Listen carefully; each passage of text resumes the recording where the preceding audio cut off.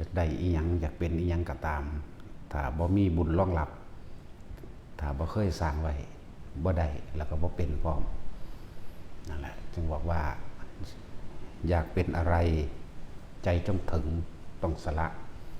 ะตัวเองอยากได้หยังอยากเป็นอีหยังก็สร้างใจต้องถึงต้องสละต้องสร้างที่รองรับเอาไว้เด้ก็เลยเอ่ยว่าบุญนั่นแหละเป็นที่พึ่งบุญนั่นแหละเป็นที่รองรับบุญนั่นแหละเป็นทางไปที่ดีบุญอันเกิดจากการให้ทานคือจังเฮาทานนั่นแหละเป็นที่รองรับสรรพสิ่งทั้งหลายคนที่มีอยู่มีกินเขาว่าเคยทานอาหารยารักษาโรคหึงหนองหุ้มและที่อยู่อาศัยเลยเอ่ยว่าบุญรวบรวมแล้วนี่บุญภายนอกก็คือบ่ได้เดือดร้อนกังวลภายนอกบ่ได้เดือดร้อนกังวลเรื่องที่อยู่อาศัยเรื่องอาหารเรื่องเครื่องนุ่งห่มเรื่องความสะดวกสบายต่างๆเพิ่นเลยเอิ้นรวมๆว่าบุญนั่นแหละหลายอย่างที่บางคนมันมีโอกาสได้แต่ว่าบ่อาจสามารถครอบครองได้ก็มี คือนางอุทุมพรเป็นคนที่มีสิริหมายถึงเป็นคนมีบุญมากเลื่อนสิริมีคนผู้หนึ่งสึกเป็นคนธรรมดาเนี่ยไปเรียนจบจากกัตตกศิลาแล้วผู้ใดจบก่อนแล้วก็เป็นศิษย์ผู้เป็นอาจารย์สิเอาลูกสาวยกลูกสาวให้บัดนี้ยกลูกสาวให้นั่นแหละจังว่ากาลกินีกับสิริมันบ่เป็นของคู่กันมันบ่มีแนวรองรับกันแต่ว่าโดยความเคารพอาจารย์หรือเก่งใจก็เลยได้เอานั่งอุทุมพรขึ้นไปนอนเทิงเตียงน้ำนายนี่ก็ลงมานอนข้างล่างผู้เมียลงมานอนข้างล่างน้ำหรือตั้งขึ้นข้างบนสุดท้ายก็เดินทางกลับบ้านมาเดินทางกลับบ้านถึงระหว่างการทางแห่งหนึ่ง เห็นมักเดือสุกผู้อันนายอันนี่แหละกาลกินีนี่ ขึ้นมักเดือกินเองแต่เจ้าของบ่ยอมถิ่มลงมาให้นั่งอุทุมพรเด้บอกว่าท่านพี่ถิ่งบ่ให้กินน้ำแน่บอกขึ้นมากินเอาตี้อยากกินนั่งอุทุมพรก็เลยขึ้นเมื่อขึ้นไปแล้วฟ้าวเอาอันน้ำมาโปะไว้โปะบ่ให้ลงมาไหมเอาน้ำมาโปะอ้อมมันเอาน้ำมาหลอบไว้ถ้าว่าโปะเดี๋ยวพวกคนไทยบ้านนอกมันสิบ่เข้าใจ มันสิบ่เข้าใจคำว่าโปะไว้เนาะพวกเฮาได้เปรียบได้คนอีสานรู้จักหลายภาษา คนอีสานคนลาวเฮานี่รู้จักหลายภาษาเด้นั่นแหละนายกาลกินีนั่นคือตาสินนั่นแหละเขาเอิ้นนั่นโตนาเกียรติโตกาลกินี ว่าตั้งแต่ว่าหาโมนสิริแตกนี้บัด นั่นแหละนางอุทุมพรขึ้นทีมักเดือเพิ่นก็เฝ้าเอาไปตัดเอาน้ำหมักเล็บแมวน้ำไผ่น้ำยังแน่แหละมาล้อมไว้บ่ให้นางลงมาแล้วของก็หนีเที่ยวไปแต่เพียงผู้เดียวเฝ้าหนีทิ้งน้ำอุทุมพร พอดีกับพระราชาวิเทหราชพระราชาพระเจ้าวิเทหราชเลียบเมืองหรือว่าเสด็จประพาสป่าเดินป่าไปเที่ยวป่าไปเห็นนางนี่กันกำลังห้องหาคนช่วยด้วยอยู่นั่นแหละก็เลยใส่สร้างกับไปใกล้ๆก็เลยถามเจ้าเป็นไผมาตะไสเป็นลูกอาจารย์จุกตักกศิลาเมืองพระราณสี เมืองพระราณสีผัวมีบ่มีอยู่แต่ว่าถิ่มหนีไปแล้วยังมีใจครับอันผัวผู้นั้นก็บอกว่าบ่มีเคยไปนอนน้ำเขาเราบอกว่าบ่เขาบ่ไกลเลยดีละก็สั่นมาเป็นเมียเฮาสั่น นั่นแหละเห็นบ่สิริกับสิริมันก็เข้ากันได้ตัวนะก็สั่นก็มานี่ก็เอาสายสร้างเขาไปใกล้ๆก็ให้นั่งก็ขึ้นหลังสร้างน้ำก็เอามาก็มาแต่งงานเลยเห็นนะอุทุมพรแปลว่าหมักเดือเด้อนั่งเลื่อนนั่งอุทุมพร สื่อมันม่วนสู่บักเดือนั่นแหละเลยว่าคนเฮาถ้าบุญบ่มีบ่รองรับกันไว้มันก็บ่อาจสามารถครอบครองหยังได้คือกันนั่นแหละครับอันเรื่องคนเฮาบ่มีบุญบ่มีปัญญาบัดนี้ก็บ่อาจสามารถรักษาทรัพย์สมบัติไว้ได้เหมือนกันกับเรื่องนั้นลูกเศรษฐีทั้ง4คนอทุสานะโสนั่นแหละอทุสานะโสนั่นพอแม่ตายเบิดแล้วคนทั้ง4ก็เป็นเสี่ยวกันบ่จักว่าสิใส่เงินไปทางใดมีเงินพุ่นละ40 โกฏบ่จักเลยใส่เงินไปเล่นกับผู้หญิงไปจ้างเขามานอนน้ำเจ้าของโดยความทุกข์ความยากบางคนเขาก็ขายตัวเองทั้งที่มีผัวอยู่เขาก็ขายตัวเองจังซี่ก็มีในสุดท้ายแล้วก็กินเหล้าเมายาไปพร้อมอายุสั้นก็พันตายไปเลยมาตายแล้วก็ตกนรกนั่นแหละเพราะว่ามันมีหลายอย่างที่บางที่ผู้หญิงเขาบ่เต็มใจกับไปฆ่าผัวเขาเอาเมียเขามั่งเอาเมียเขามั่งแล้วฆ่าเขามั่งเนี่ยบ่พอใจผู้หญิงผู้นี้ก็ฆ่าผู้หญิงทิ้งนะแบ่งสั้นนั่นแหละจังว่ามันตกนรกโดนคนที่บ่เต็มใจเขามีผัวอยู่ฆ่าผัวเขาเอาเมียเขานั่นแหละบางคนก็เต็มใจแต่ว่าด้วยความจนใจความยากทุกข์ยากจนแต่เขาก็หักผัวเขาอยู่จังซี่แต่เขาก็ยอมขายตัวเองเพื่อแลกกับเงินบางที่ไปสืบเบิ่งแล้วมันมีผัวอยู่ตัวนี่ฆ่าผัวมันเอาเมียมันจังซี่จริงๆแล้วเขาบ่ได้ว่าอยากได้เจ้าของเขาเอาเงินจังซี่ก็มีและเฮ็ดผิดหลายอันหลายอย่างเที่ยวด่าสมัยนั้นบ่ทันได้มีพระพุทธเจ้าแต่ว่ามีพระปัจเจกแล้วฆ่ากันเวลาพระปัจเจกมาบิณฑบาตจังซี่แต่ไปถามเบิ่งผู้หญิงเขาใส่บาตรก็เข้าใจว่าพวกผู้หญิงผู้นี้มักพระปัจเจกก็พากันไปไล่ทุบตีพระปัจเจกจังซี่นะนั่นแหละมันจังตกนรกอยู่เท่าเดิมนี้กับหนึ่งจังโผล่ขึ้นมาทีหนึ่งนี่ตำได้เขียนไว้ว่า60,000 ปีนรก60,000 ปีนรกแต่มันเลยนั่นอยู่เลย60,000 ปีอยู่กับหนึ่งโผล่ขึ้นมาทุคำหนึ่งตัวนี้กับฟงบูขึ้นมากับทุแล้วก็สะแล้วก็นะแล้วก็โสความจริงอยากเว้าว่าถ้าได้เกิดเป็นคนอีกสิบ่ทำการปทุสลายหรือทุศีลกับไผสิมีโอกาสได้สร้างบุญกุศลนี่แหละจังว่ามันคิดได้เมื่อภายหลังจังซั่นทุศีลจังซั่นสะก็มาจากคำว่าที่ประกอบการสุจริตแบบนั้นแบบนี้แต่ได้มีโอกาสเกิดเป็นคนสิสร้างคุณงามความดีนะเรียกว่าสะหรือสุจริตนั่นแหละหลายอย่างเราชื่อบ่ได้เบิดลืมถึงบอกว่าอยากได้หยังก็บ่ได้ดอกถ้าแม่นเฮาบ่มีบุญพอที่รองรับสรรพสิ่งทั้งหลายที่เฮาอยากได้สิว่าอีหยังจังสู้ว่ามีวัดแห่งหนึ่งสร้างไว้สวยงามอย่างดีครบพร้อมมูลพร้อมทั้งเบิดเลยแล้วเพิ่นส่งภิกษุไปผู้หนึ่งก็บ่อาจสามารถจะไปอยู่หม่องจังซั่นได้เพราะว่าเจ้าของบ่มีบุญรองรับก็มีเด้จังซั่นแหละแล้วพยายามสร้างด้วยตัวเองก็สร้างก็บ่ได้อีกเพราะหยังมันที่สร้างด้วยความโลภความโกรธความแค้นแบบนี้ก็มีดังว่าพวกเฮาสั่งสมไว้ที่พวกเฮาเป็นคนที่เกิดมาได้รับความสุขสบายในการเดินทางตอนแรกอาจจะคุกคลักแต่ว่าเมื่อบุญมันมาถึงแล้วบุญมันให้ช่องว่างได้ให้ผลซึ่งกันและกันแล้วคือจังเฮาเดินทางตะกี้เฮาเที่ยวทางแบบเดินดงเดินป่าทางก็ยากใส่สัญจรไปมาและขนเที่ยวอาหารขนข้าวขนน้ำสวัสดิ์กี้เนาะขนข้าวขนน้ำเฮ็ดมันเฮ็ดไห้อ้อยเฮ็ดหยังก็ว่าไปโดยความยากลำบากแต่ถ้าเมื่อถึงบุญกุศลบุญมันมาถึงแล้วมันก็รองรับให้เฮาสะดวกสบายเองคือเฮาเดี๋ยวนี้แหละเฮาเดี๋ยวนี้แต่กี้ทุกคนลำบากอยู่ความเจริญจริงๆเดี๋ยวมันบ่กี่ปีได้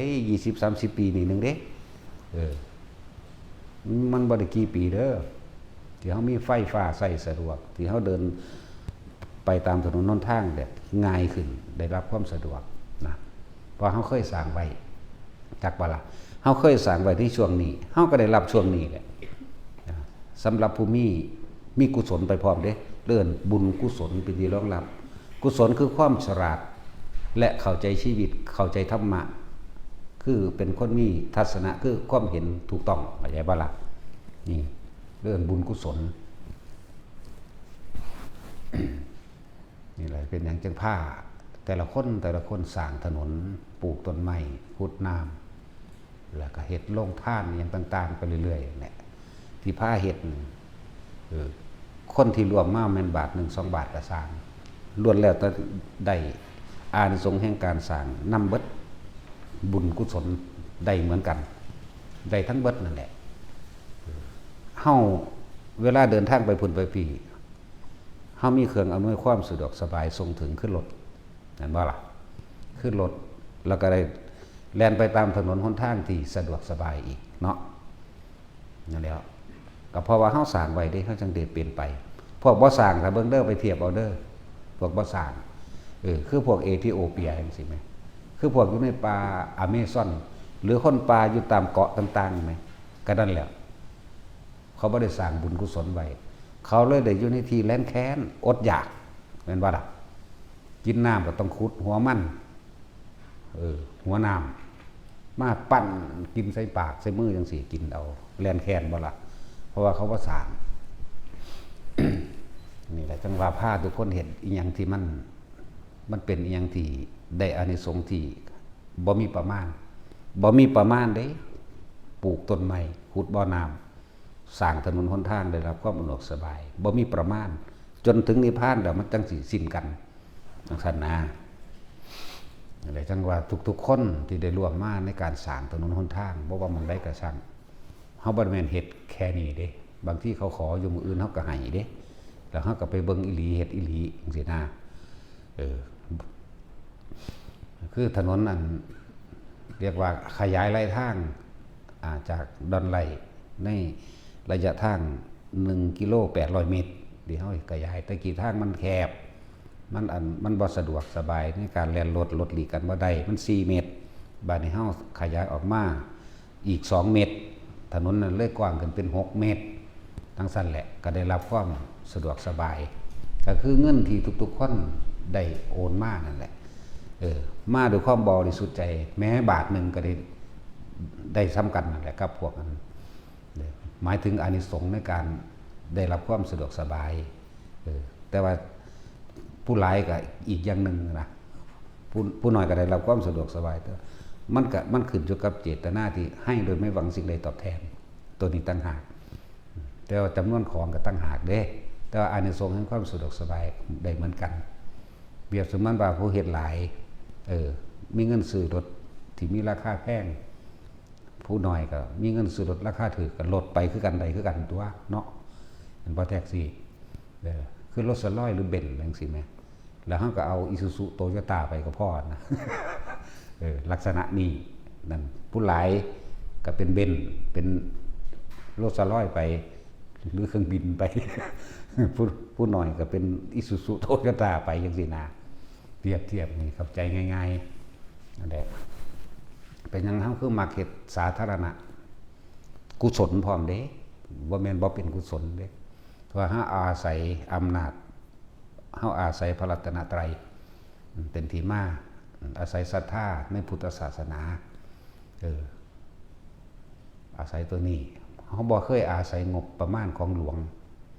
ครั้งราชการบ่มีเลยบ่เคยขอเข้าใจบ่ล่ะนี่ก็ว่าให้ทุกคนนั่นน่ะร่วมจิตร่วมใจสละความเห็นแก่ตัวของตัวเองออกมาเพื่อให้มันเป็นประโยชน์ต่อสาธารณชนทั้งหลายและเป็นประโยชน์โดยทั้งบุญและกุศลพร้อมนั่นแหละ พาทุกคนที่ได้รับความอำนวยสะดวกสบายสะท้อนย้อนกลับไปเองโดยบ่ต้องขอเด้อได้มากยิ่งก็ขออีกจักบ่ล่ะบ่ว่าเจ้าสิเดินทางไปทางใดแม่นบ่มีรถก็มีคนรับแม่นบ่มีเงินจ่ายค่ารถเฮาก็เคยเป็นอยู่แล้วนี่เฮาเคยเป็นหลายเทื่อเดินทาง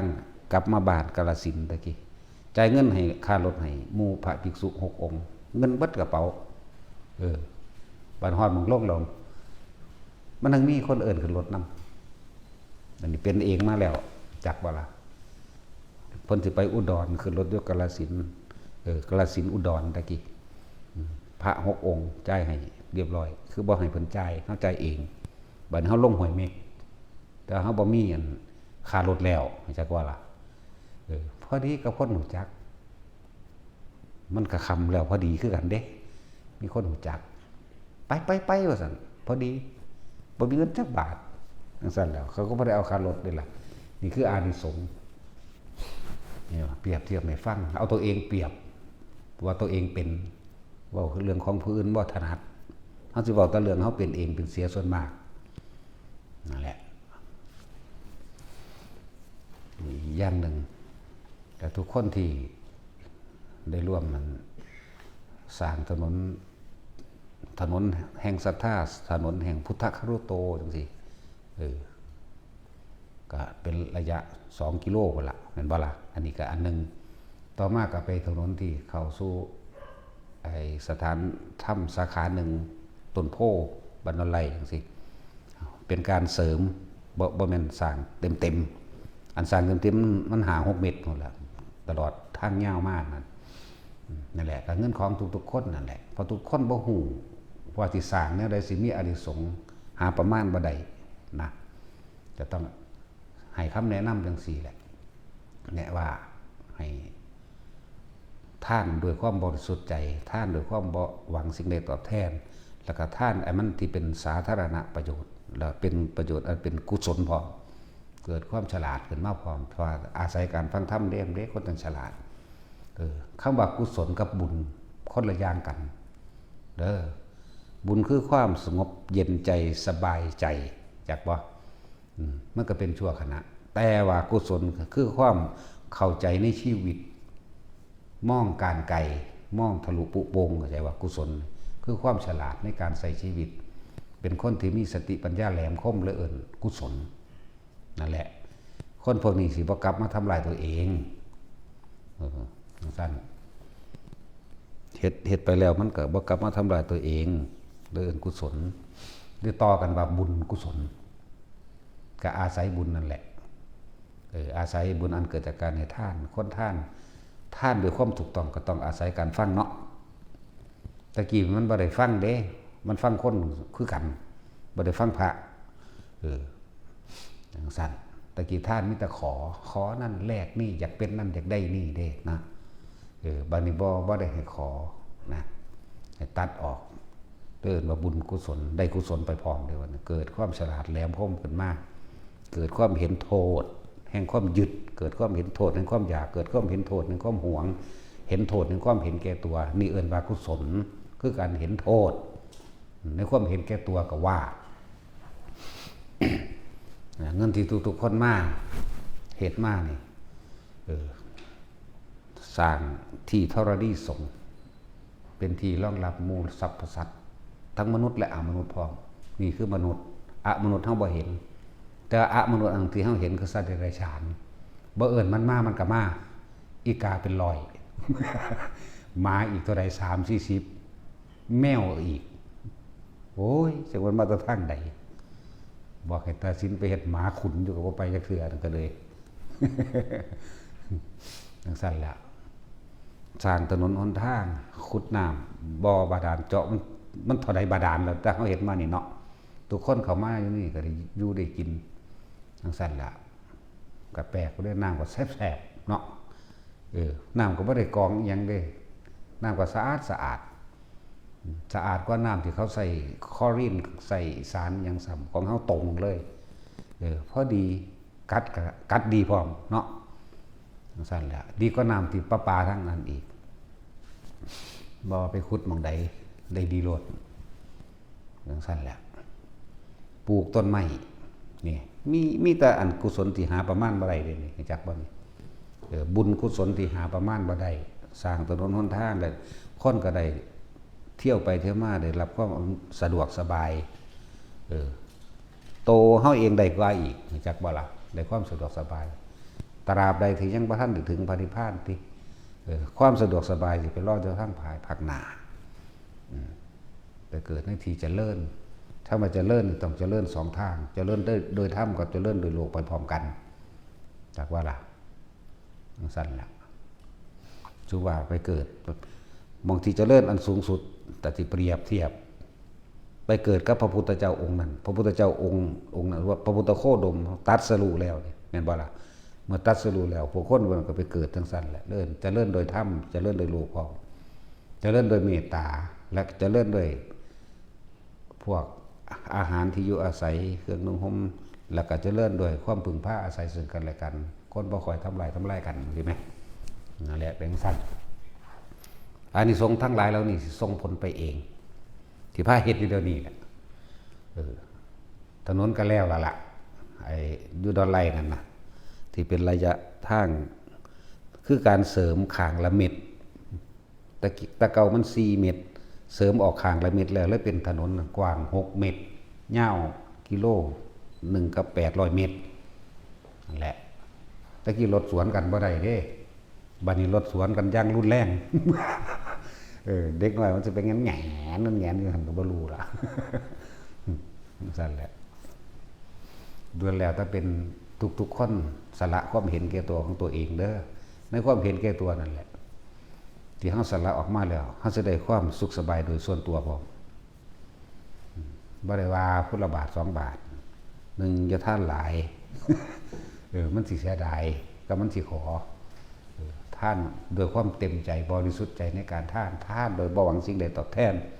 แล้วก็ให้อุทิศผลทานบุญกุศลกรรมดีนี่ผูกมิตรไปทั้งหน้าพร้อมเห็นบ่นี่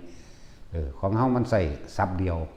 ขอผลทานบุญกุศลกรรมดีที่ข้าพเจ้ากระทำมาแล้วนี่ตั้งแต่อดีตตอนต้นจนถึงปัจจุบันณขณะนี้จงถึงแด่สรรพสัตว์ทั้งหลายไม่มีที่สุดไม่มีประมาณทุกหมู่เราบรรดามีของเฮามันใส่คำเดียวเท่านี้แต่ว่าที่ผ้าวานั่นน่ะที่ผ้าแต่ละคนวาซุมือนั่นพวกเจ้าบ่มั่นใจในตัวเองย่านพ่อบ่ได้ย่านแม่บ่ได้ย่านลุงป้าเอาบ่ได้ย่านผู้นั้นผู้นี้บ่ได้ก็เลยพระวามารดาบิดาของข้าพเจ้าญาติข้าพเจ้าเจ้ากรรมนายเวรของข้าพเจ้าตลอดทั้งสรรพสัตว์ทั้งหลายทุกหมู่เหล่าบรรดามีเลยพระวาแนวนี้มันเป็นอีหลีได้ล่ะบางคนฆ่าในใจแม่กูสิได้บ่นอพ่อกูสิได้บ่นอเนาะลุงป้าเอาได้บ่นอบางคนไล่ซื้อออกมาปาดโตเศร้าว่ากรรมถิ่มเหย้าคักปานนี่ว่ามันสิลืม ว่าน้ำดอกเนี่ยต้องน้ำให้นั่นแหละอานิสงส์ของการสร้างถนนหนทางสิได้รับความสะดวกสบายในการเดินทางไปเดินทางมาส่งผลไปถึงแม้ได้รับความสะดวกสบายแม้กระทั่งธรรมะนี่มันส่งผลไปพุ่นเด้แม่นว่าล่ะนี่แล้วผู้ใดเข้ามากับมาง่ายๆนี่แหละตั้งแต่กี่สิไปขับรถมาได้บอกมันแคบๆนึงนั่นแหละการเดินทางทางกายของเฮาเองได้ลืมว่าอานิสงส์การสร้างสิ่งเหล่านี้มันได้หอดย่านพาหนะหมดเด้เข้าใจบ่ล่ะตะกี้เขาจะบริทานอย่างหลายเด้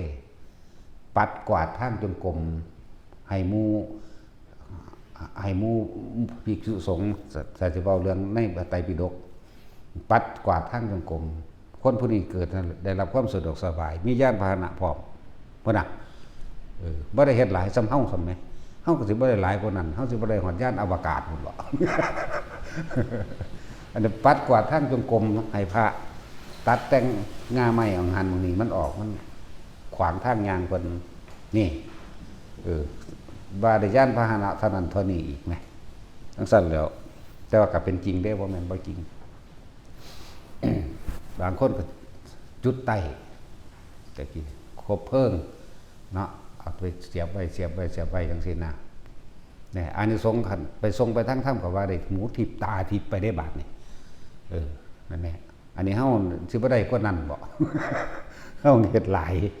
อันนี้ไฟเป็นหลอดเลยแกงกว่ากันดีนี่คือสิ่งที่เฮาสร้างมาเด้บ่แม่นว่าเฮาบ่ได้เฮ็ดเฮาเฮ็ดมานั่นแหละจักว่าทุกคนที่เกิดเป็นคนมานี่มันบุญถึงเบิดแล้วเด้มันบารมีเต็มแล้วเด้แต่ว่าขึ้นอยู่กับตัวเองมันตัวเองสิเฮ็ดให้มันเป็นให้มันถึงบ่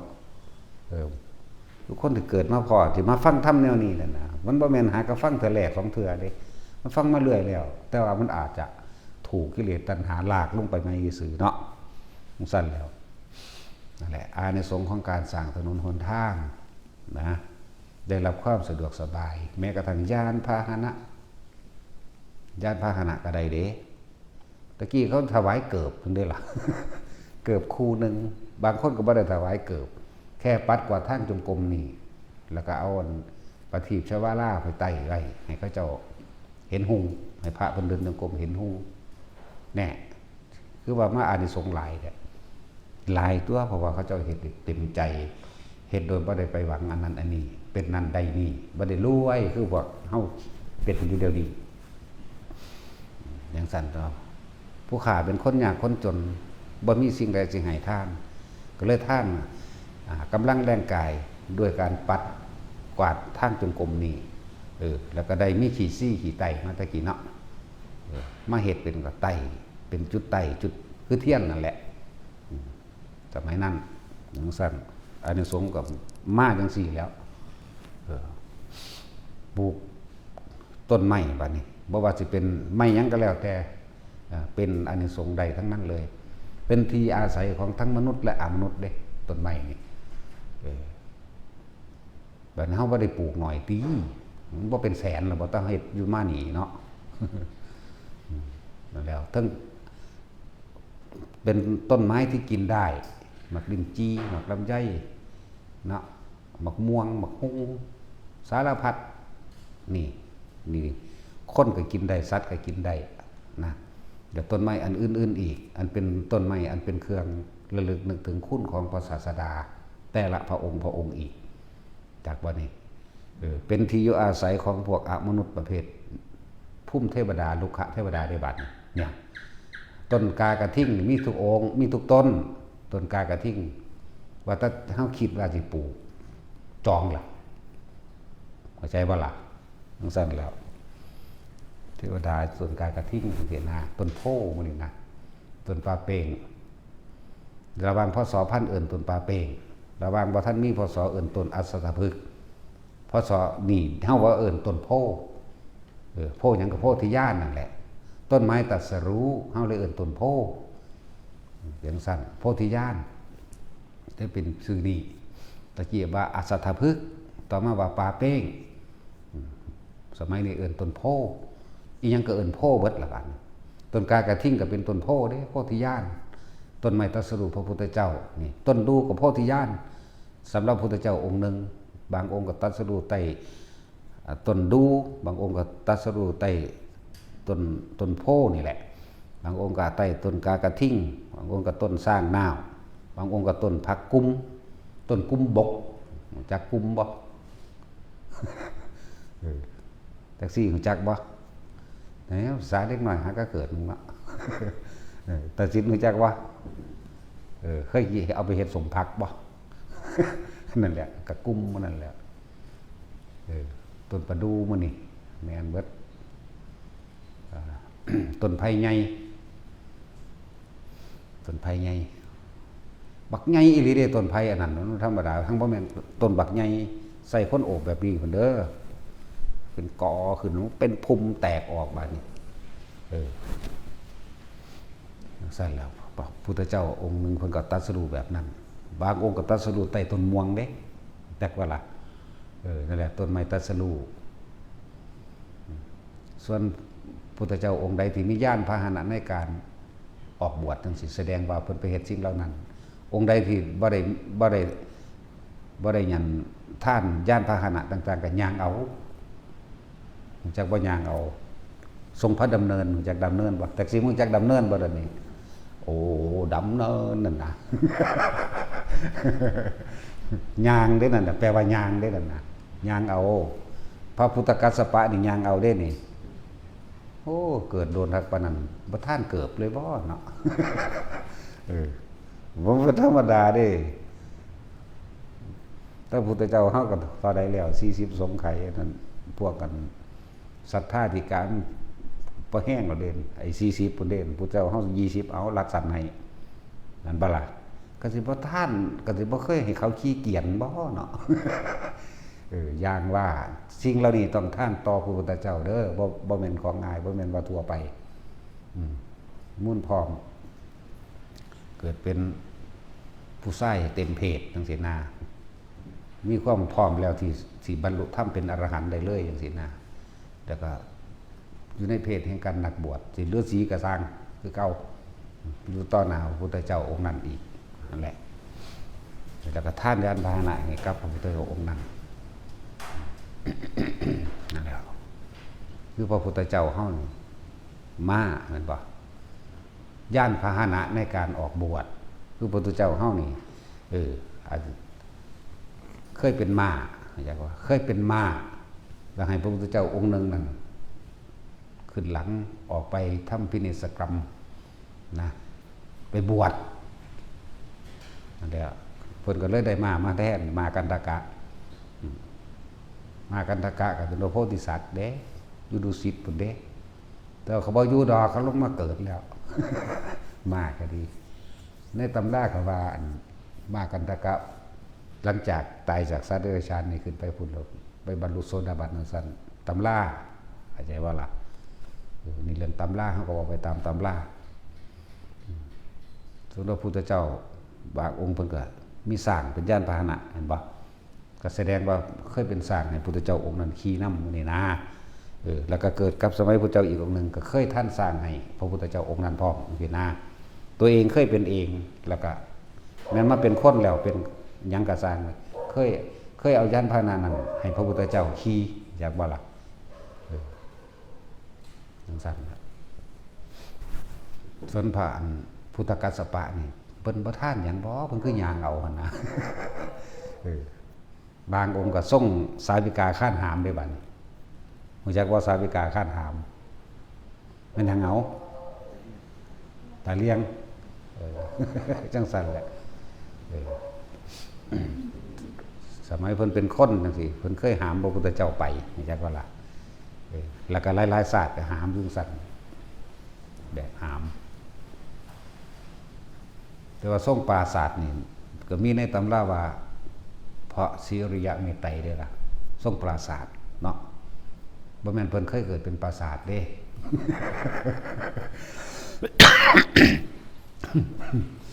เพิ่นเคยเฮ็ดปราสาทถวายกับพระพุทธเจ้า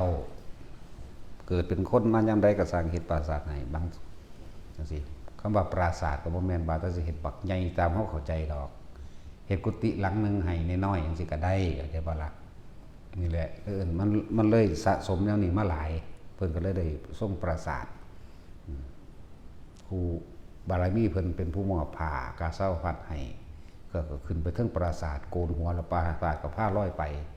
ลงในป่าจังซั่นแล้ว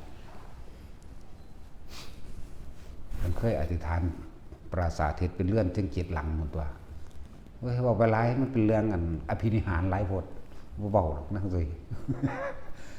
จังซั่นแล้วเพิ่นลงได้เพิ่น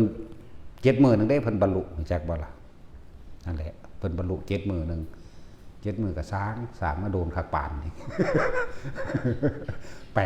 80อสงไขยแสนกับเฮ้ย7ก็7เด้อเกิดโดนคักปานซั่นแล้ว7 มื้อบรรลุพวกนี้ฟังการบรรลุก็คือเกิดโอภาสแสงสว่างจ้าขึ้นแผ่นดินไหวแผ่นดินสะเทือนก็ว่าไปในมือเพิ่นบรรลุนั่นแหละพวกที่รออยู่แล้วนับประมาณบ่ได้คนนับประมาณบ่ได้เด้เข้าไปฟังธรรมเพิ่นเทศนาครั้งแรกก็บรรลุธรรมประมาณบ่ได้บ่คือพุทธเจ้าเฮาพุทธเจ้าเฮายังประมาณได้อยู่บรรลุอรหันต์18โกฏ180ล้านโสดาสกิทาคาอันนี้ก็ตั้งหากในมื้อนั้นแต่ส่วนมากเทวดาบรรลุหลายกว่าเป็นยังเขาคือบรรลุคือเฮามาสั่งสมไว้เดี๋ยวนี้แหละได้ยินได้ฟังโดยสัมมาทิฏฐิเดี๋ยวนี้เด้จังสิเป็นไปได้เด้อเทวดาอื่นมีบ่มีเทวดาที่เกิดจากศาสนาอื่นๆมีพวกฤาษีชี้ไพ่เขาบำเพ็ญชาตินั้นนี่เขาก็ไปเป็นเทวดาพรหมได้แม่นบ่ล่ะบางคนก็ตายเพราะระลึกนึกถึงเคยซอยเหลือผู้นั้นผู้นี้ก็เป็นเทวดาได้เป็นภูมิเทวดามั่งลูกะเทวดามั่งโดยอานุสงส์การรักษาศีลหามั่งช่วยเหลือคนมั่งนี่นั่งจังซั่นแหละแต่ว่าบ่เข้าใจคำว่าอนิจจังทุกขังอนัตตาบ่ได้ฟังตัวนี้จากบ่ล่ะ พวกเขามันหลายคักแล้วล่ะอันจะว่าได้ฟังนั่นนะแต่ก็ขอให้สั่งสมไว้ สั่งสมไว้ที่พาเห็นวัตถุกอย่างอยู่นี่สร้างศาสนวัตถุหรือธรณีสงฆ์สร้างมื้อนี่ล่ะ พวกวิหารต่างๆนี่คือที่อยู่อาศัยนี่แหละกุฏิต่างๆนี่ก็เป็นรองรับแล้วให้ที่อยู่อาศัยก็ขึ้นชื่อว่าให้ทุกอย่างได้ทุกอย่างพอในนี้บัดนี้เขายังมาเสริมอีกสร้างถนนบัดนี้ได้ความสะดวกสบายทั้งกายนั่นแหละเลยรับความสะดวกสบายเห็นโรงท่านอีกปัตตานีตะไผขอมาหายโลดเนาะจังซี่แล้วไปทั้งใดก็บ่อึดอยู่อึดกินดอกเห็นโรงท่านพร้อมกะเงินของทุกๆคนที่รวมมานั่นแหละ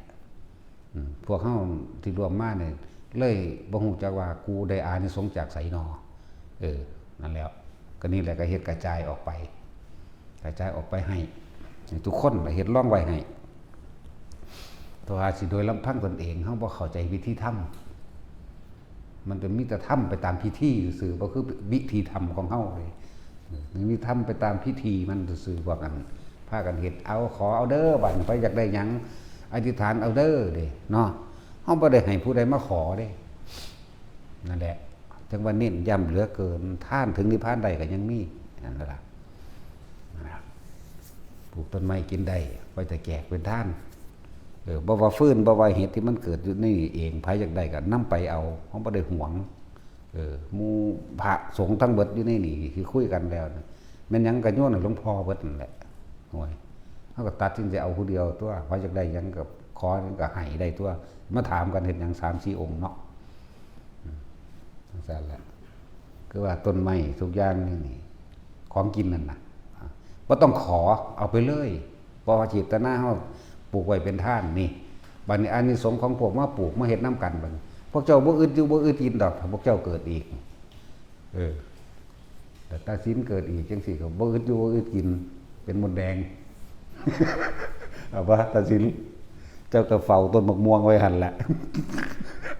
บ่อึดลากก็ เป็นมดแดงเฝ้ามะม่วงเอาเด้อหรือสิเป็นหยังแมงมุมบ่หรือสิเอาเป็นปวกเป็นหยังไว้ซั่นบ่ เดี๋ยวมีแต่ถ้าของเฮ็ดไว้เบิดนั่นแหละมันจังได้รองรับมาจังสี่บ่จักได้ทางใดนั่นแหละจังว่าผ้าทุกคนเฮ็ดมานี่ อย่าหวังผลในทานอย่ามีความคิดจิตผูกพันในผลแห่งทานว่ากูสิได้แบบนั้นแบบนี้ตามที่ได้ยินได้ฟังมาบ่จะไปสั่งสมความเป็นเศรษฐีอันนั้นอันนี้เถาะจะไปสั่งสมความได้ดีมีเป็นบ่เอาตัดอย่างเดียวเลยคือว่าเหมือนกับว่าเฮาสินิพพานเดียวนี้คณะนี้ศาสตร์นี้จักว่านี่แหละจังว่าให้มันมุ่งตรงใส่ตรงนี้โลดว่าบ่บอกว่าจะไปหาขอเด้อในคำสอนพุทธเจ้าเพิ่นก็บ่ได้ขอเด้ล่ะแต่ว่าคำว่าอธิษฐานบารมีก็แปลว่าตั้งใจมุ่งมั่นสู่จุดหมายที่ปรารถนาอันนั้นก็ตั้งหากเด้หังบ่แม่นขอร่ำขอรวยเด้พวกขอเวลาขอมันก็ถ้ามันสังสมพ่อที่สิเป็นใดมันยังเป็นเด้คือภาษีวาลีจังซี่เพิ่นเป็นคนทุกข์คนยากได้หั่งมิ่มหั่งเผิงมาหั่งนึงนั่นแหละเป็นคนหาของปลาขายแลกข้าวกินในสมัยนั้นสมัยพระพุทธเจ้าวิปัสสีเป็นคนทุกข์พอดีเขาแซวเฮ็ดทิสะทาน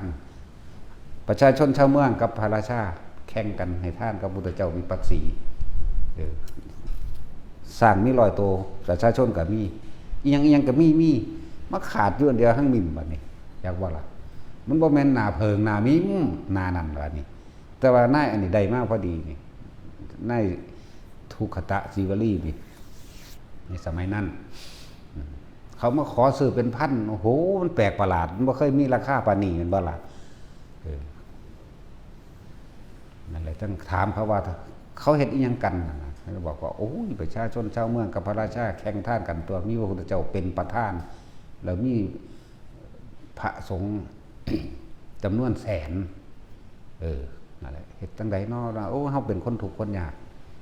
ก็เลยไปให้ท่านโดยการหวังจากบัดนี้ขอก็ไปเกิดตัว จะว่านี่ก็ขึ้นว่า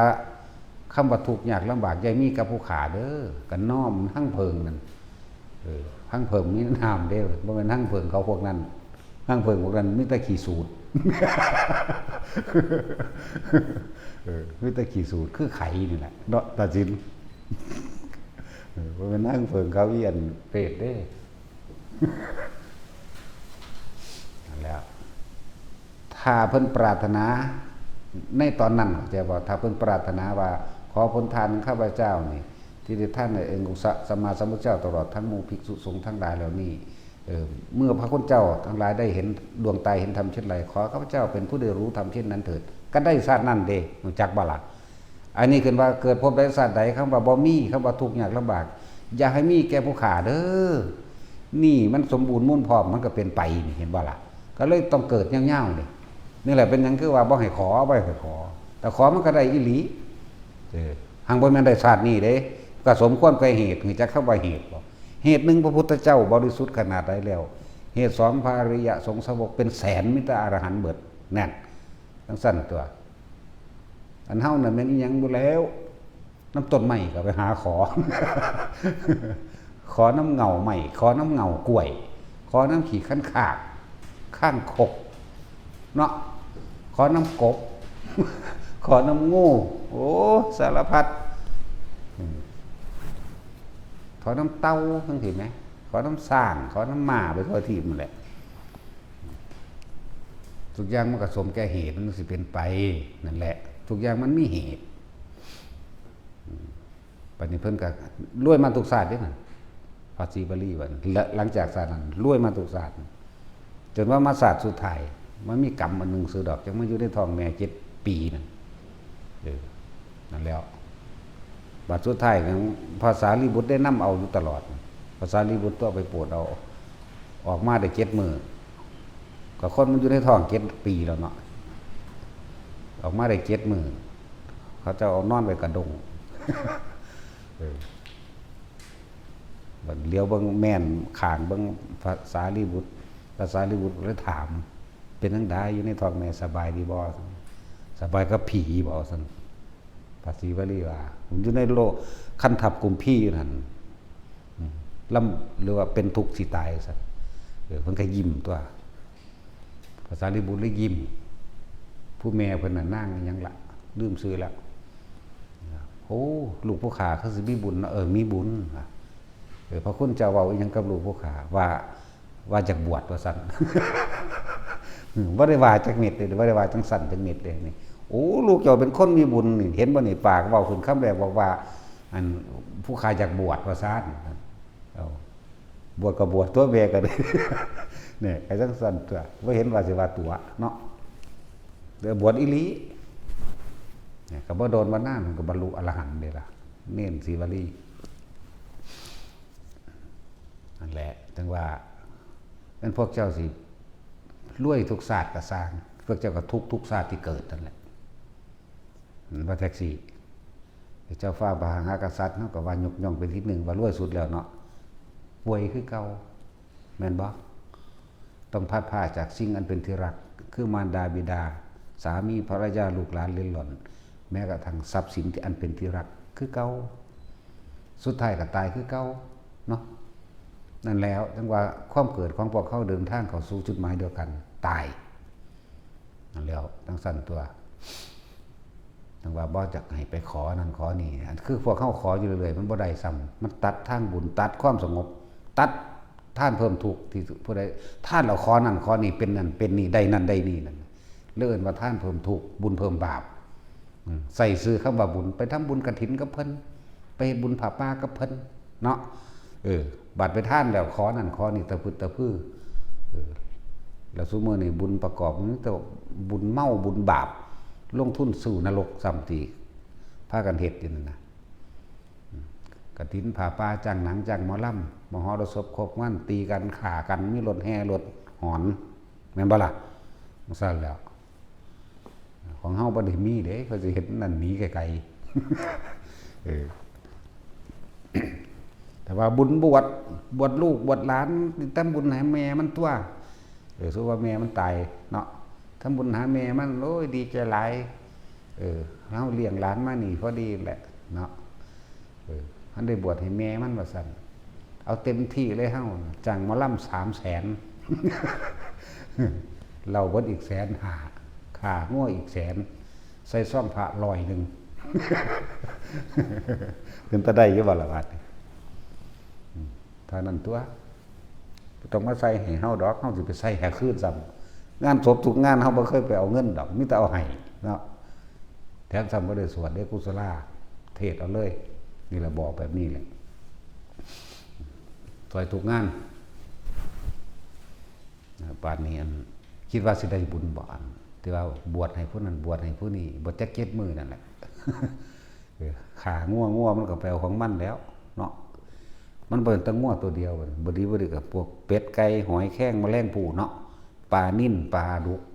ปลาหมึกเต็มสั่งมาหมูเพิ่มเติมอีกจ้างหนังจ้างหมอลำรถบั่มรถหอนอีกธรรมดาบ่ตีกันขากันในการในงานอีกกินเหล้าเมายาพิษบางงานก็ตายไปพร้อมกับมีเนาะขึ้นโลงขึ้นศาลต่อไปอีกนั่นแหละท่านเพิ่มทุกข์ทำบุญเพิ่มบาปนั่นใช่แล้วบวชเอาบาป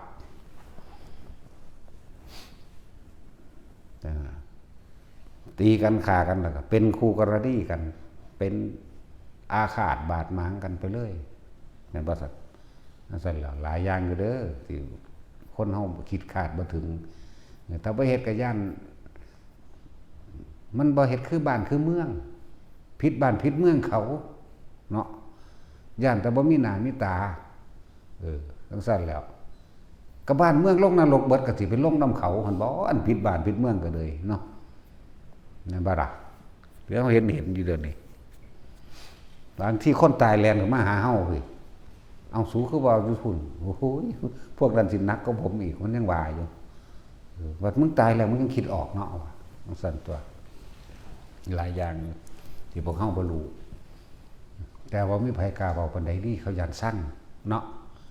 เฮาบ่ได้ย่านเด้ถ้าสั่งก็กินขี้ดังให้เฮาเบิ่งเด้ฉันก็เอาแต่สินแล้วบ่สั่งจักเทื่อเด้ได้ยังก็สร้างเพราะย่านเราย่านได้กินขี้ดังเอาแต่ว่าสั่งเอาก็บ่เชื่อน่ะต้องกินขี้ดังซะก่อนก็จังได้เชื่อว่าเจ้าสั่งน่ะแต่เครียดหลายก็เป็นผูกคอตายให้เบิ่งเด้นั่นแหละในทางว่าคำว่ากุศลนี่คือเฮาเห็นตามความเป็นจริงมีความฉลาดแหลมคมรู้ผิดรู้ถูกมองการไกลออกใจบ่ล่ะเอิ้นกุศลบุญคือความสงบเย็นใจสบายใจเห็นแล้วแค่สบายใจในชั่วข้าวนั่นแหละสงบใจในชั่วข้าวถึงขณะชั่วข้าวแต่ว่าบุญและกุศลพร้อมต้องประกอบกันด้วยกับการฟังธรรมนี่ฟังความจริงธรรมแปลว่าความจริงเอาความจริงออกมาคุยออกมาเว้าออกมาบอกเลื่อนว่าได้ทั้งบุญได้ทั้งกุศลบัดนี้บ่ล่ะนั่นแหละมันก็มองออกตัวพวกเจ้าเพียนหน้าตามมึงด้วยพวกว่าบุญบวชแล้วจ้างนางจ้างหมอลำฆ่ากันบ่เอาฆ่าทุกงานเลยแต่หมอลำขอเข่ากันยังฆ่ากันเห็นว่าตาสินธรรมดาบ่เอาวันนี้เฮ็ดกฐินซั่นจังซี่จ้างนั้นจ้างนี่อีกกรรมการวัดก็ควบคุมเอาเงินวัดเป็นบ่ซั่นนั่นแล้วอยากเว้าได้เรื่องวัดทุกวัดนั่นขึ้นอยู่กับเจ้าอาวาสผู้เดียวเท่านั้นเด้อกรรมการบ่ได้มีสิทธิ์ตั้งอีหยังถ้าสิตั้งขึ้นเฉพาะการเฉพาะงานแล้วก็เลิกบ่แม่นสิไปควบคุมเงินวัดจักว่าล่ะเพิ่นเอาไว้แต่สร้างสาธารณกุศลสาธารณประโยชน์เด้อยากเว้าอยู่นั่นแล้วมันก็หลายข้ออยู่ถ้าสิเว้าตามกฎหมายมันก็ดีนั่นแหละอยากให้ผู้ใดมาควบคุมได้มันเอาไปใส่ซื้อปุ๋ยซื้อหยังกินเหล้าเมายาทั้งนอกบัดเด้อมันเป็นธรรมดาเด้อบ่ได้จักทีบจักแดนแมงอย่างใดคนเนาะซั่นแล้วผู้เพิ่นเป็นผู้ปกครองหรือเป็นผู้เจ้าอาวาสอยู่ในหันเป็นผู้มีสิทธิ์ดูแลแต่เพียงผู้เดียวจักตั้งหรือไม่ตั้งก็ช่างขึ้นอยู่กับเจ้าอาวาสผู้คนผู้อื่นไม่มีสิทธิ์เพิ่นก็เอาไว้ดูแลภิกษุไข้ภิกษุป่วยมั่งให้ความอำนวยความสะดวกสบายเมื่อของขาดนั่นนี่มั่งจังซี่ได้ล่ะอันใดที่มันจำเป็นก็จังใส่หรือสร้างอันนั้นที่มันเป็นประโยชน์ต่อมหาชนทั้งหลายเด้ บ่แม่นสิเอาคนมาหยุมกันกินเด้บัดนี้บางคนเอาเงินวัดไปออกดอกเนาะบางคนก็ไปซื้ออยู่ซื้อกินเฉยแล้วก็หาเรื่องใส่ทางวัดได้บัดนี้ก็ผิดกันได้บัดนี้จังได๋เขาก็โยนโทษบาปใส่วัดนั่นแหละบ่ได้เฮ็ดหยังเขาวัดโลด บ่ได้ว่าคนบ่นั้นเด้มาสิแม่มึงนี่ กูสิแบนตัวพวกลูกหมาแล้วล่ะ เลยมาอีกสำนักไว้ธรรมดานั่นแหละฟังไว้เด้ออันพวกได้ปกครองหมู่สงฆ์ทั้งหลายก็ดีอย่าไปตั้งแปลว่ามันมีอำนาจมันมีอิทธิพลเหนือเจ้าอาวาสเหนือผู้ปกครองสงฆ์เด้เอาไปมาเนี่ยต้องได้เฮ็ดน้ำมันแม่นบ่ล่ะเอาหยังพอมันเด้มันเว้าเนาะต้องใส่แล้ว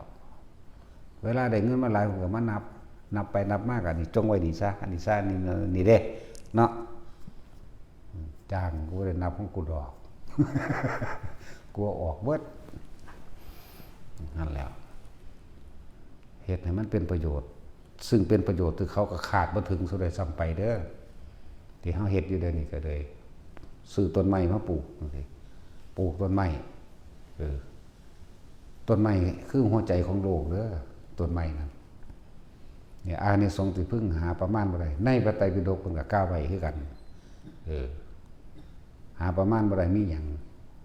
นี่แหละสร้างธรณีแห่งหมู่สงฆ์อันเป็นที่รองรับคำว่าหมู่สงฆ์คือสงเคราะห์เด้เป็นที่รองรับสงเคราะห์ทั้งมนุษย์และอมนุษย์ทั้งหลาย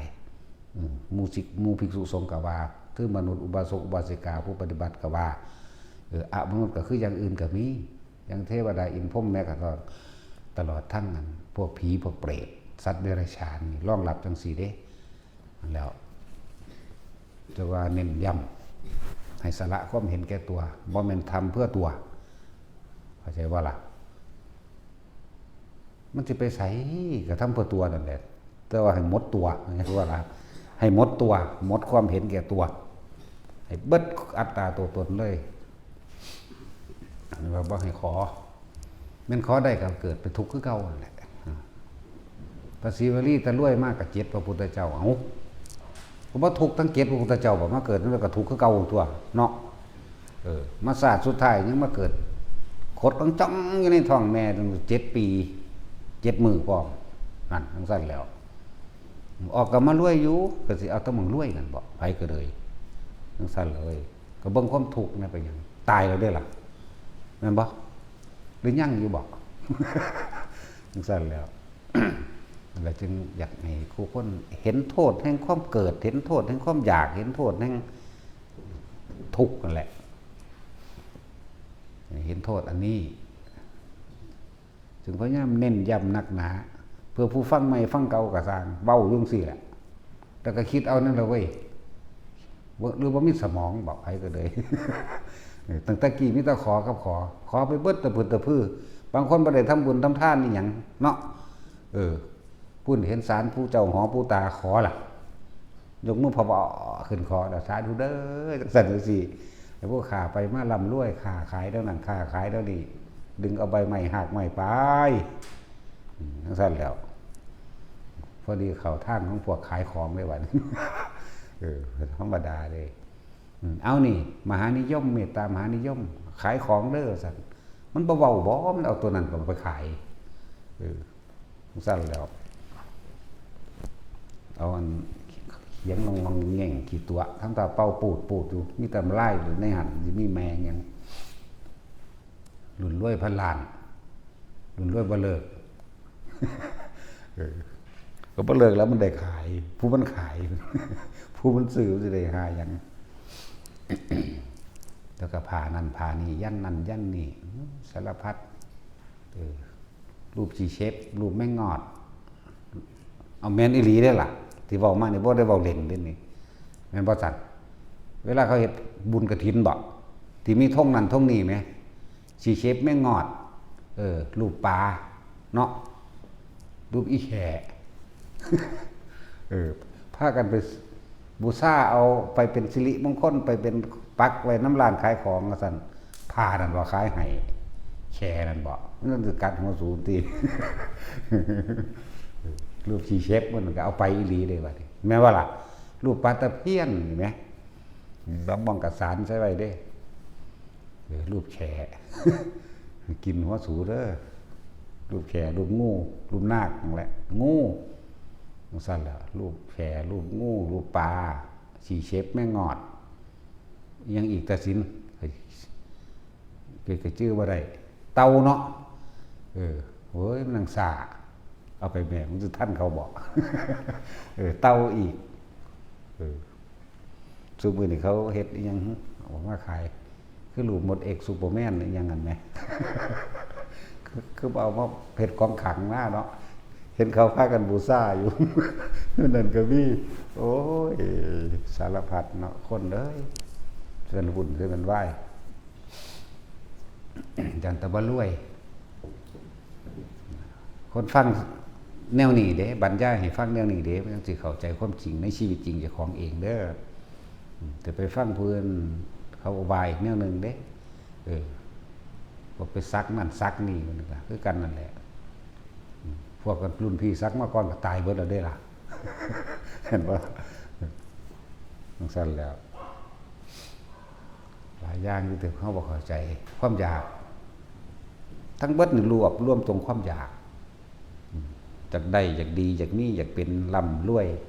มีอำนาจสุดท้ายแล้วบรรดาศักดิ์เห็นป่ะล่ะจึงไปหาพึ่งสิ่งทั้งหลายเหล่านั้นพึ่งกับพึ่งแต่ความคิดนั่นแหละบาดกายการกระทำจริงๆจะของก็ไปทำงานรับจ้างงอกๆอยู่ผู้ขายของก็หาของดีๆตัวมาขายผู้ขายกับเขาก็จะของเฮ็ดเองด้วยล่ะนั่นว่าอีป่ามึงขายยังก่อนกูก็ลืมละยังก๋วยจั๊บปลาเขาไม่ได้เอาปลาเฮ็ดเด้ซื้อมันหังพอเป็นไปกินดอกเสกเวกอยู่นั่งเสกกูก็อยากหักซะอยู่ ยี่บอกปากสวกลวกกูปั่นหมาพันเลยเสียเขียวเนาะเขาเป็นไปกินมันสั่นแล้วไปคู่กันก็อีบูทูดแต่นั้นบูดอกกันทั้งคักเตะเสะไปต้องกันอีดึงเป็นอีเตยอีเตยเลยแต่สินจะคิดออกบ่ข้อโตปากเตยเตะเสะอีกับปากสุกลวกอยากอายคนเด้ นี่นั่งกวักอยู่บ่มึงเอาทิมเบิดแล้วอะตั้งตะกี้ยากน้ำทั้งน้ำควักน้ำดงน้ำแดงน้ำเขียวจูดทูบเยาวสันหูดังหึงวัด แล้วแต่มาฟังยังสิมันกระถิ่มมันก็บ่ได้ยากมันก็บ่ได้เพิ่มค่าใส่ใจตัวมึงบ่ได้ซื้อเป๊ปซี่หรือโคกเค้กอย่างมึงมาใส่มันบ่ขวดละ10 บาท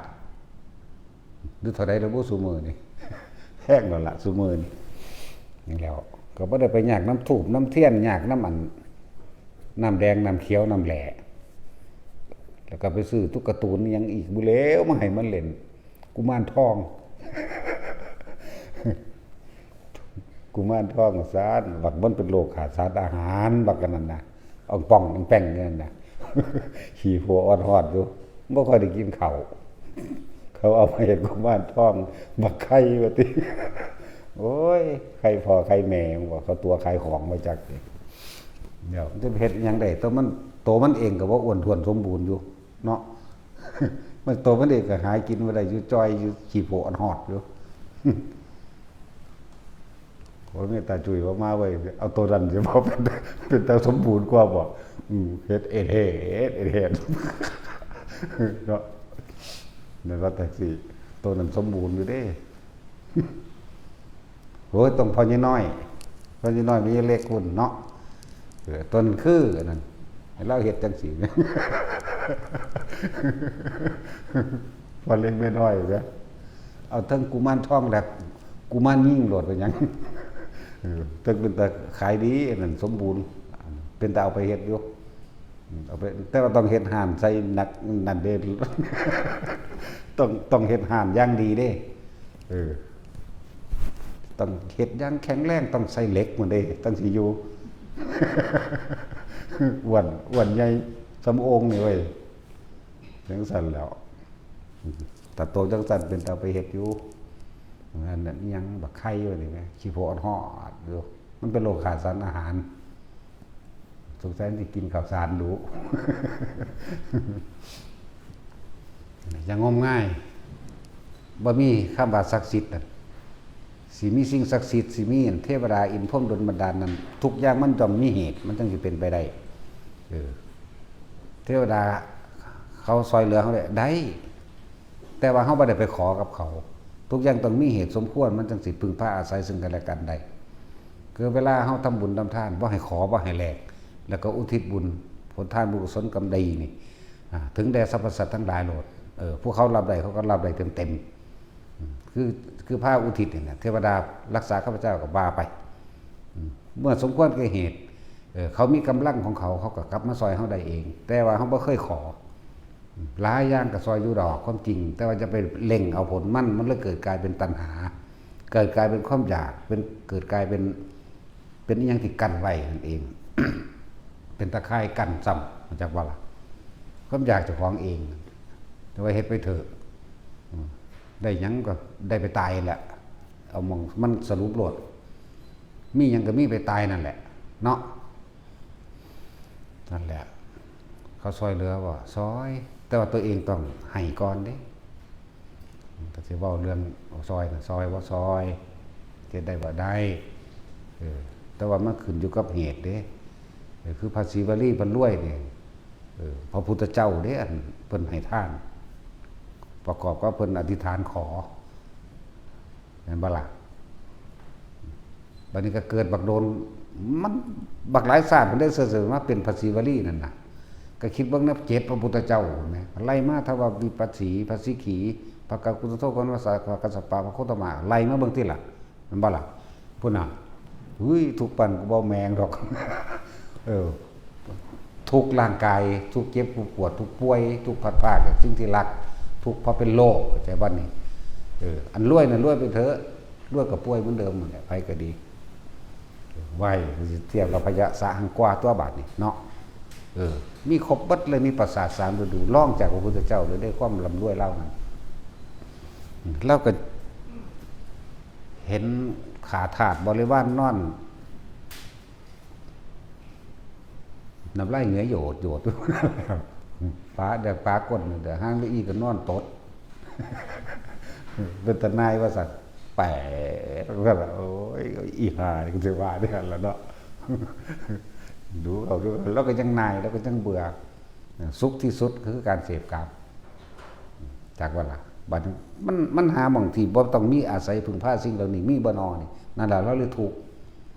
แล้วเลยว่ามันเกิดความวุ่นวายทุกสิ่งทุกอย่างที่มนุษย์ทั้งหลายแสวงหาเฮามีเบิดแต่ว่าเป็นหยังเฮาก็ยังมีความกังวลและร้อนยังมีความทุกข์อยู่นั่นเด็กๆมาเราตื่นขึ้นมาอยู่ผู้เดียวเล่านั่นเหลือเบิ่งอีนี่ก็นอนอาปากน้ำลายเหนือโยดอยู่อีกนึงก็เฮ็ดปากอยู่เตื้อยเตเสะลงมาโกนเติดอยู่อีกนึงก็ตดทางนี้ก็งอดธรรมดาว่ะสิไปเล่านายยังไดมันหลายวันกองกันเอเล่อยู่คือพวกข้างห่างอะไรที่ตะกี้สูตรมันเป็นคือไข่มันแต่สิจะคิดออกว่าเดี๋ยวนี้คือไข่แหละไปประขอเบิ่งน้ำเขาเด้อค่ะว่าแมน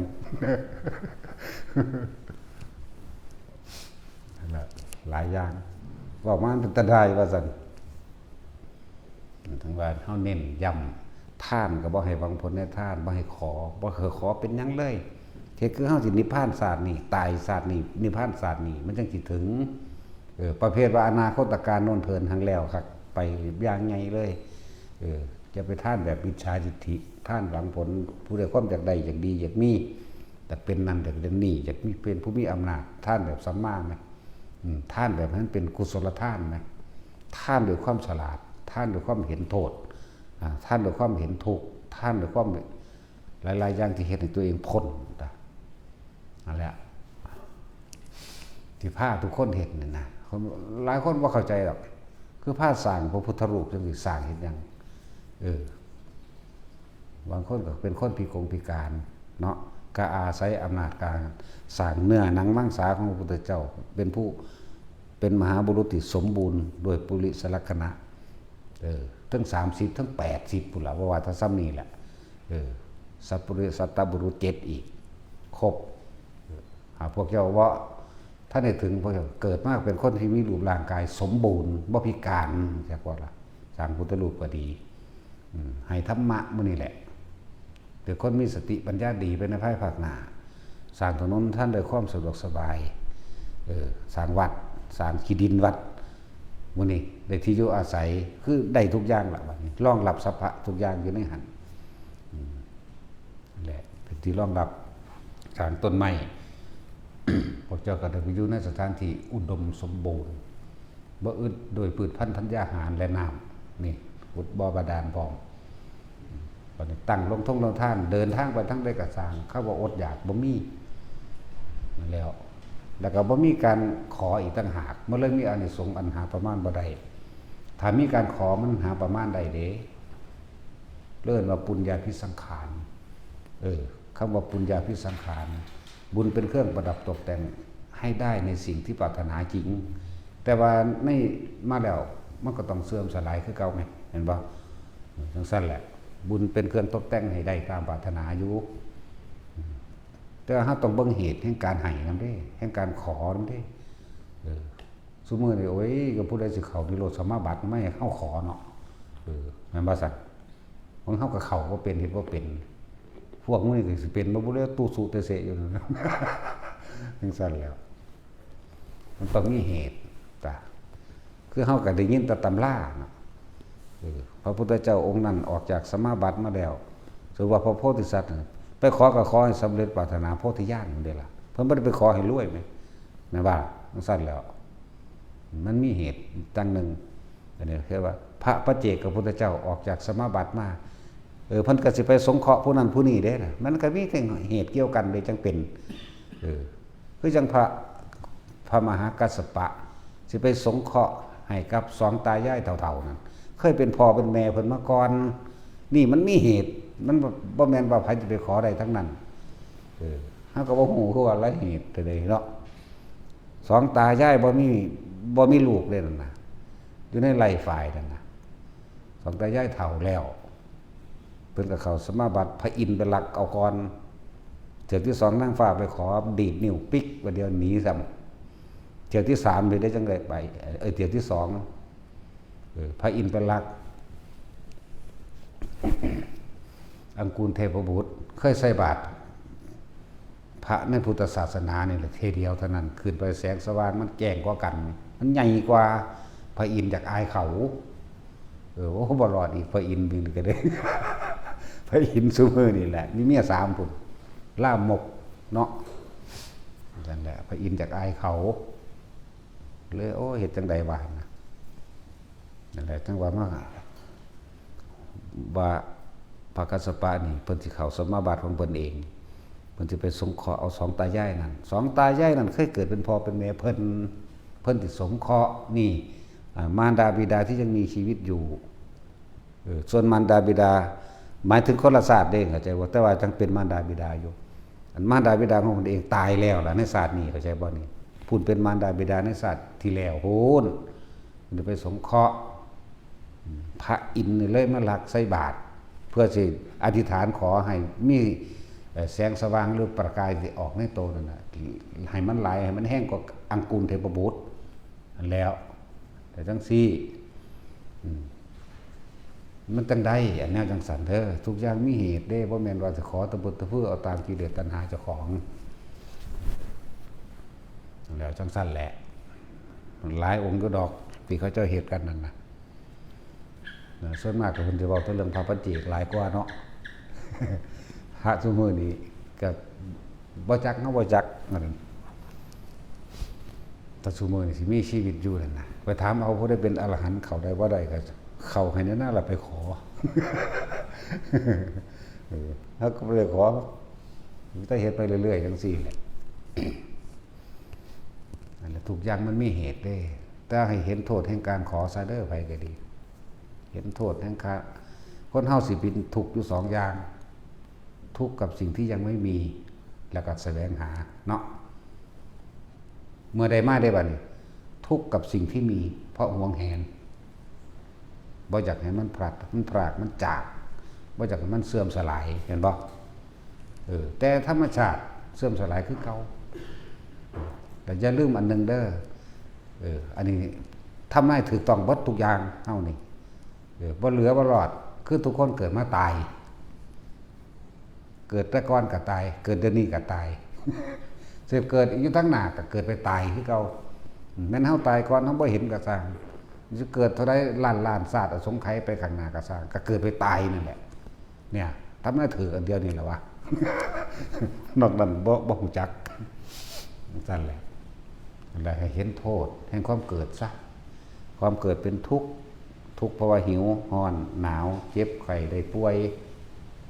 แม่นบ่ล่ะพวกเจ้าใส่เสื้อกันหนาวอุยุอัญะอยู่นี่ทุกข์บ่สั่นหรือสุขบ่คือว่าเห็นหาวคือว่าเห็นดงๆอยู่ เนาะเป็นทุกข์ตัวเดี๋ยวก็ร้อนเดี๋ยวก็หนาวเดี๋ยวก็หิว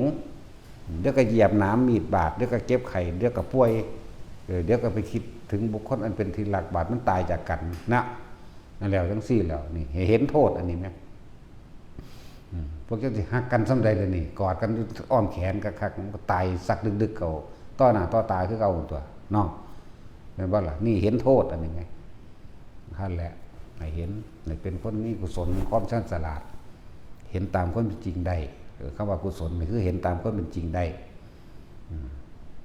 แต่ทุกคนอย่างน้อยๆแว่นส่องธรรมแว่นส่องธรรมพวกเจ้ามีแนวตรวจสอบเจ้าของบ่ว่าเจ้าของสิพ้นจากอบายภูมิมีหรือยังมีความเห็นตรงหรือยังมีความเห็นจริงหรือยังบ่ได้แม่นย่านเย็นอีหยังที่ว่าต้องหูทิพย์ตาทิพย์เด้มีความมั่นใจอยู่ว่ากูถึงพระรัตนตรัยเข้าใจบ่ล่ะคำว่าถึงพระพุทธเจ้าเป็นที่พึ่งเนี่ยหมายถึง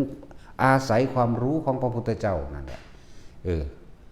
มากระทำตามเลื่อนว่าเดินตามความรู้ที่เพิ่นให้เท่นเลื่อนว่าเดินตามธรรมตามความเป็นจริงพึ่งพระพุทธนะพึ่งพระธรรมพึ่งพระสงฆ์สงฆ์สาวกผู้ปฏิบัติดีปฏิบัติชอบพวกเจ้าได้รับคำแนะนำจากไผกับเป็นเครื่องระลึกนึกถึงว่าเป็นครูเป็นอาจารย์นะจ๊ะแล้วก็คำว่าพึ่งพระพุทธเจ้าหมายถึงความรู้ทั้งหลายแหล่ยอดแห่งความรู้ได้คำว่าพุทธเจ้าที่จักบ่ที่เพิ่นนำออกมาแสดงไว้เลื่อนทำแล้วก็เดินตามความเป็นจริงที่พระองค์แสดงนั่นพระสงฆ์สาวกผู้พ้นปฏิบัติดีปฏิชอบบอกตามแล้วก็บุรุษ8คู่4คู่ยังก็ว่าไปเพราะว่าดอกบางใดเพิ่นว่าดีก็ดีไปนำเพิ่นโลดนะบางเพิ่นสอนตรงๆนั่นน่ะนั่นแหละจากแว่นของธรรมบ่บาดนี้แว่นส่องความจริงที่สะท้อนกลับเข้ามาให้เห็นความจริงในตนเองตอนนี้เฮามีหยัง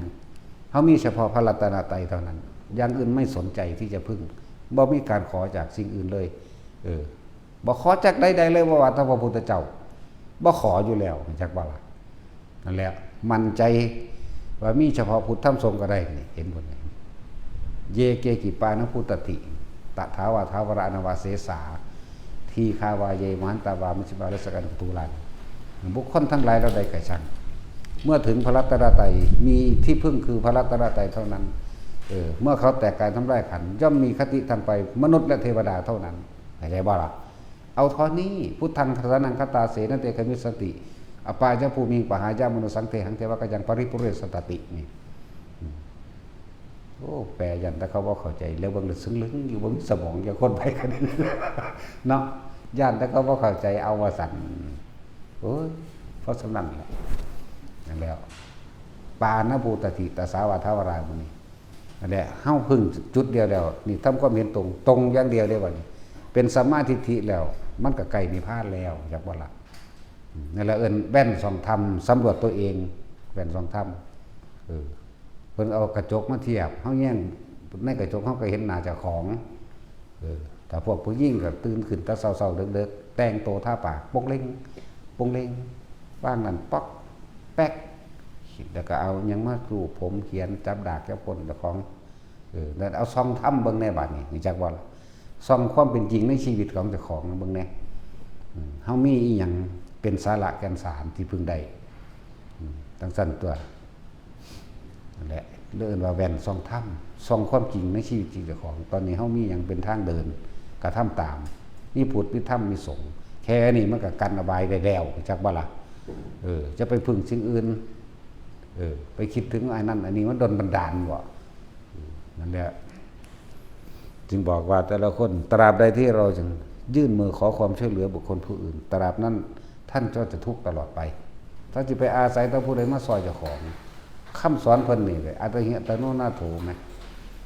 ตนแลเป็นที่พึ่งของตนได้จังโกสิยานังหมายถึงว่ามีที่พึ่งทางไปอันประเสริฐทั้งที่แลกกับพึ่งเจ้าของตัวแต่ก็มีความเห็นตรงตามความเป็นจริงหรือสัมมาทิฏฐิเป็นทางเดินนี่ธรรมก็เลยเมื่อพึ่งตนเองไปแล้วเข้ารบตัวเองในกาบายต่อของใดตัวเลื่อนผสมยักษ์บานั่นแหละเอาสมาทาน